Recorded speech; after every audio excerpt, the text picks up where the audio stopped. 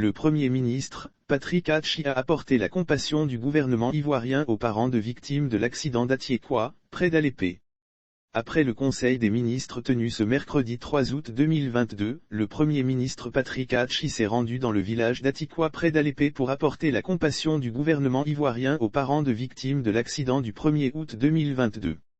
Des sanctions annoncées. Le chef du gouvernement ivoirien a rencontré les parents des victimes en présence des autorités administratives, religieuses et traditionnelles d'Atiekwa. Les investigations concernant les circonstances dans lesquelles les accidents sont intervenus sont en cours. S'exprimant en langue locale, l'Atié, le Premier ministre a traduit la compassion du gouvernement aux parents des victimes. Lire aussi: accident de la circulation au plateau, un carambolage fait 3 victimes dont 2 incarcérés. Patrick Achi a annoncé, à cette occasion, que les circonstances des différents accidents survenus le 1er août 2022 seront élucidées.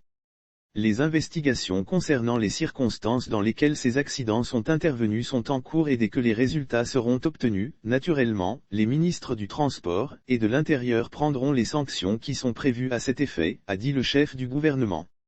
L'appel de Patrick Achi aux automobilistes. Patrick Achi a profité de l'occasion pour inviter les automobilistes à davantage de prudence et de civisme sur les routes.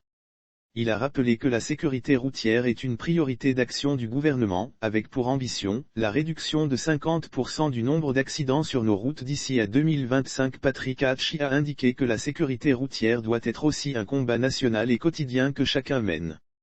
L'accident survenu sur l'axe d'Alépé a coûté la vie à 20 personnes issues du village d'Atiekwa. La délégation conduite par le Premier ministre a également fait un deuil aux parents des victimes et à l'ensemble de la communauté d'Atiekwa. Lire aussi: Côte d'Ivoire, après le lundi noir, un enfant de 8 ans fauché par un automobiliste, le conducteur prend la fuite. Notons que le gouvernement a décidé de prendre en charge totalement les obsèques des victimes des accidents.